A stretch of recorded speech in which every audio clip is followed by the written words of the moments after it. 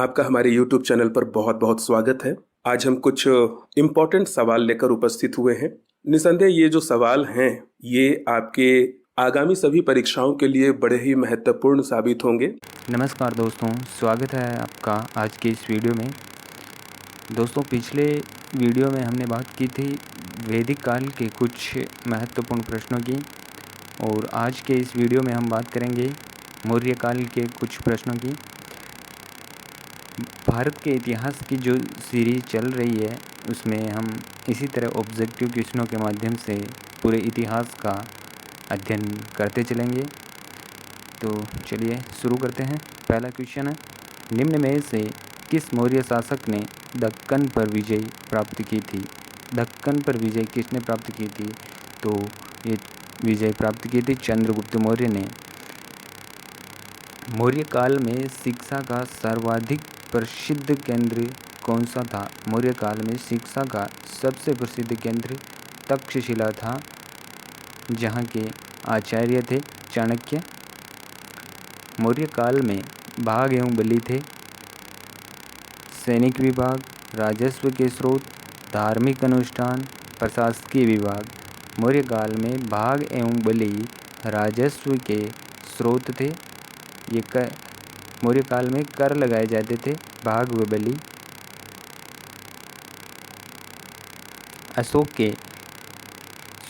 Megasthenes ने indica में भारतीय समाज को कितने वर्गों में वर्गीकृत किया?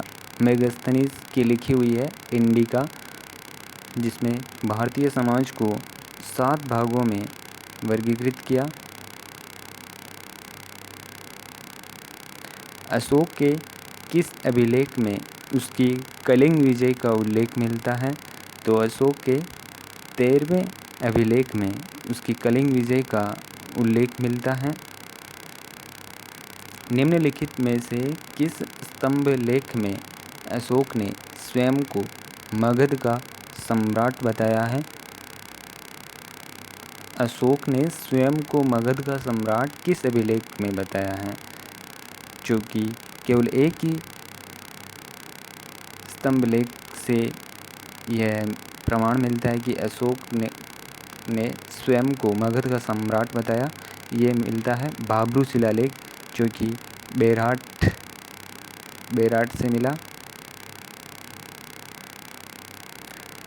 ब्राह्मी लिपि में रचित अशोक के अभिलेखों को सर्वप्रथम किसके द्वारा पढ़ा गया था? ब्राह्मी लिपि में रचित अशोक के अभिलेखों को सबसे पहले पढ़ने का श्रेय किसको है? जेम्स प्रिंसेप को। वी स्मिथ के अनुसार भारत का वैज्ञानिक सीमा निर्धारित करने वाला प्रथम शासक कौन था? वैज्ञानिक तरीके से भारत की सीमा निर्धारित करने वाला प्रथम शासक चंद्रगुप्त मौर्य था। मौर्य काल में प्रचलित विनिमय का माध्यम क्या था? तो मौर्य काल में विनिमय का माध्यम क्षण था।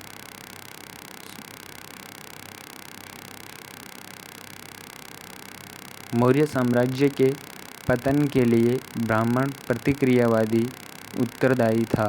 उक्त कथन किसका है? हरप्रसाद शास्त्री का। चंद्रगुप्त मौर्य के समय पाटलिपुत्र का नगर प्रशासन एक समिति द्वारा संचालित होता था, जिसके सदस्यों की संख्या कितनी थी? 30।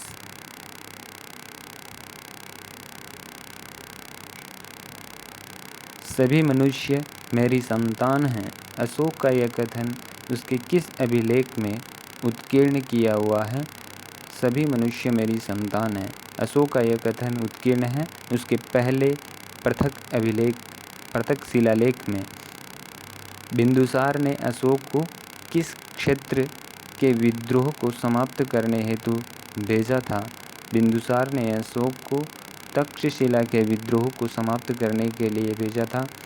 निम्न में से किस अभिलेख को रानी का अभिलेख कहा गया है?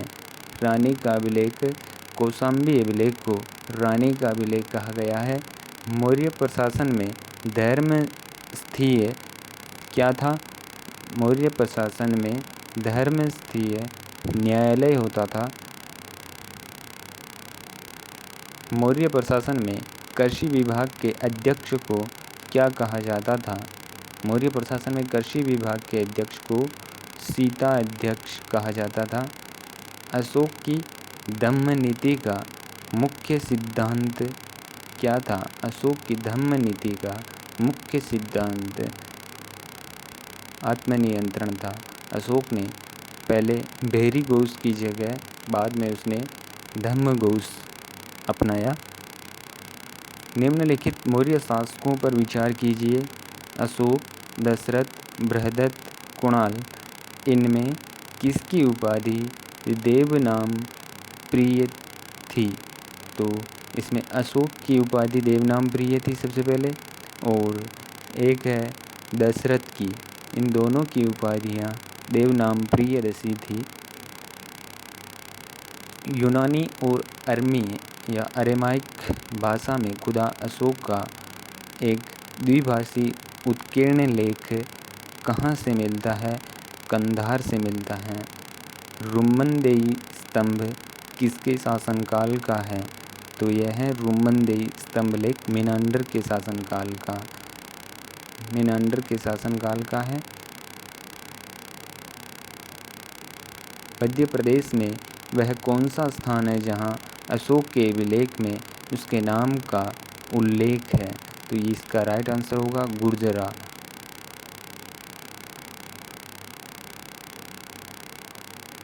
दिवारिक मौर्य काल में कौन सा पदाधिकारी होता था?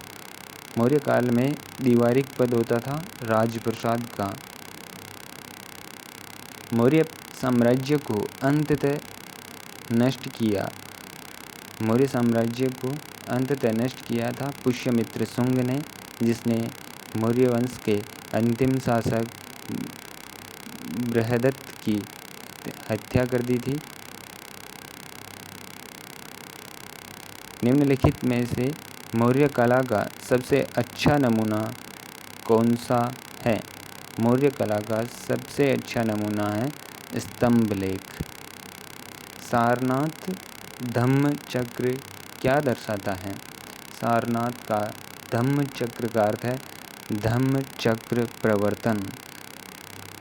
निम्नलिखित में से कौन सा मूर्ति शिल्प मौर्य काल का नहीं है? मथुरा से प्राप्त खड़ी बुद्ध की मूर्ति शिल्प जो कि मौर्य काल का नहीं है।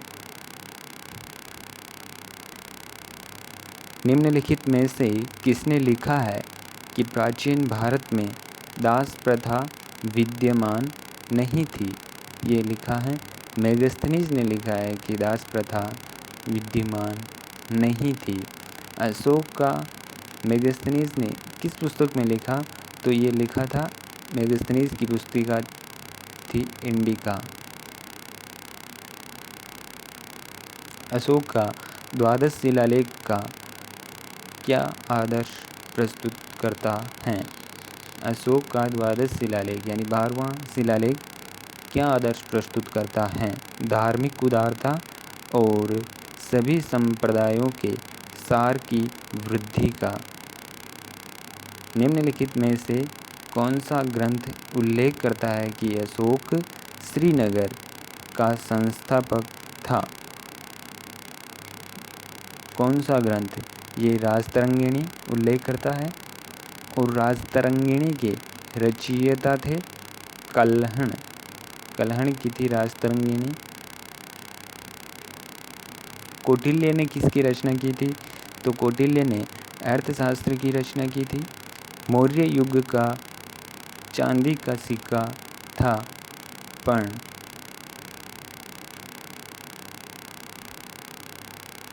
निम्नलिखित में से किसने लिखा है कि जलपोत निर्माण पर राज्य का एकाधिकार था?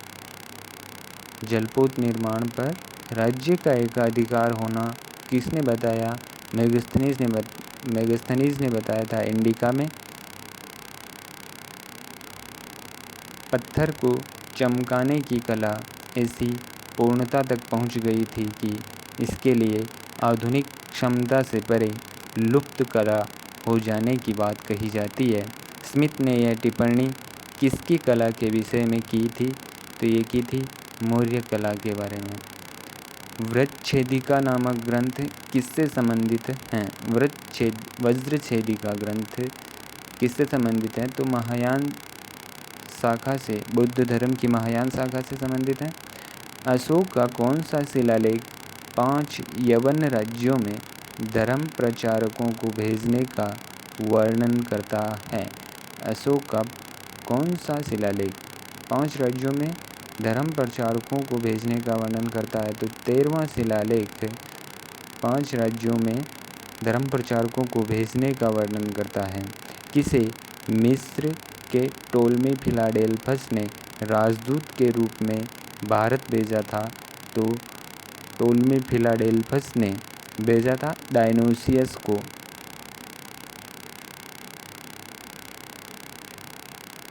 अशोक के किस शिलालेख से उसके बौद्ध होने का प्रमाण मिलता है? तो भाब्रू शिलालेख, जो कि बेराट जयपुर से प्राप्त होता है। इंडिका नामक पुस्तक किस लेखक द्वारा लिखी गई? तो ये मेगास्थनीज के द्वारा लिखी गई। मौर्यकाल की जानकारी निम्नलिखित ग्रंथ में से नहीं मिलती है। किस ग्रंथ से मौर्यकाल के बारे में जानकारी नहीं मिलती है? अर्थशास्त्र से मिलती है कौटिल्य की, मुद्रा राक्षस विशाख दत्त की इससे मिलती है, दीपवंश, महावंश इनसे मौर्यकाल के बारे में जानकारी मिलती है। तूतीनामा के से मौर्यकाल के बारे में जानकारी नहीं मिलती है। अपनी प्रजा के नैतिक उत्थान के लिए अशोक ने जिन आचारों की संहिता प्रस्तुत की उसे उसके अभिलेखों में क्या कहा गया? अशोक ने जिन आचारों की संहिता प्रस्तुत की उसे धम्म कहा गया। किस ग्रंथ से हमें पाटलिपुत्र के नगरीय प्रशासन का वर्णन मिलता है? पाटलिपुत्र के नगरीय प्रशासन का वर्णन मेगास्थनीज की इंडिका से मिलता है। चंद्रगुप्त मौर्य वृद्धावस्था में जैन साधु भद्रबाहु के साथ तपस्या करने किस स्थान पर चला गया था?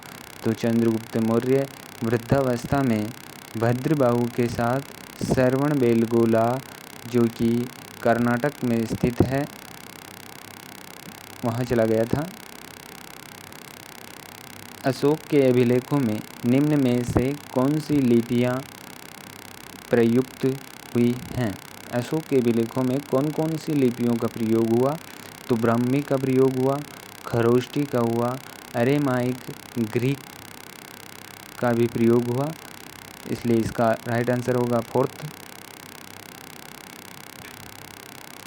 अशोक ने अपने अभिषेक के 20वें वर्ष किस स्थान की यात्रा की? वह वहाँ का ग्राम कर मुक्त घोषित कर केवल 1/8 भाग लेने की घोषणा की, लुम्बिनी। अशोक ने अपने अभिषेक के 20वें वर्ष लुम्बिनी की यात्रा की थी। किस मौर्य शासक की उसके सेनापति द्वारा हत्या कर दी गई थी? तो बृहदत्त की हत्या कर दी गई थी। इसकी हत्या की थी बृहदत्त की हत्या की थी पुष्यमित्र शुंग ने इसकी हत्या करके शुंग वंश की स्थापना की थी। अशोक के समय में पाटलिपुत्र में कौन सी बौद्ध संगीति का आयोजन किया गया? तो अशोक के समय पाटलिपुत्र में तीसरी बौद्ध संगीति का आयोजन हुआ। चंद्रगुप्त मौर्य के शासनकाल में कृषि विभाग के अध्यक्ष को क्या कहा जाता था? पहले भी आया हुआ है क्वेश्चन, शीताध्यक्ष कहा जाता था। मौर्य काल में शिक्षा का सर्वाधिक प्रसिद्ध केंद्र कौन सा था? तक्षशिला, जहाँ के आचार्य थे चाणक्य। अमित्रघात के नाम से कौन सा मौर्य राजा जाना जाता है? अमित्रघात किसको कहा जाता था? बिंदुसार को।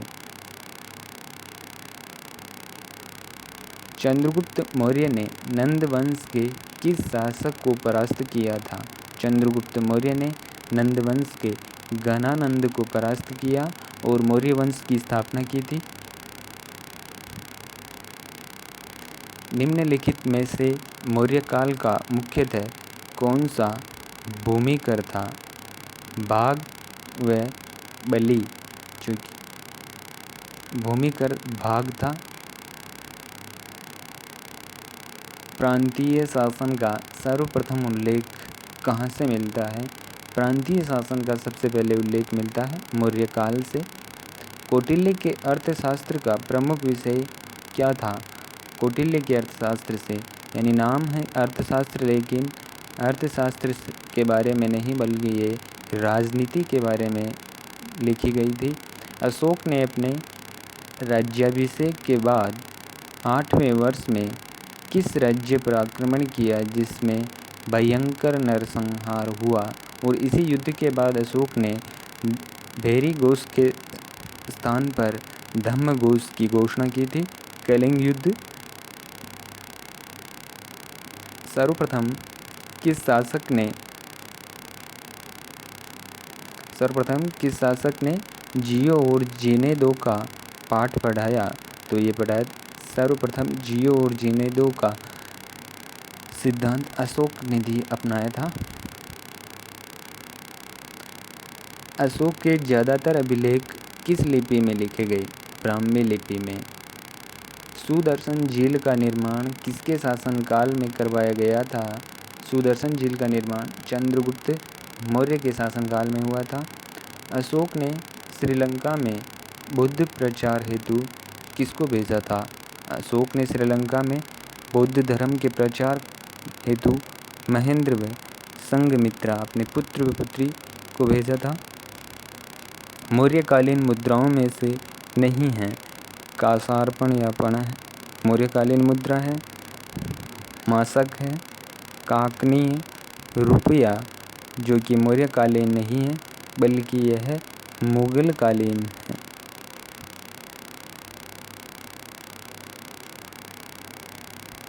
आज के इस वीडियो में इतना ही। मिलते हैं अगले नेक्स्ट वीडियो में।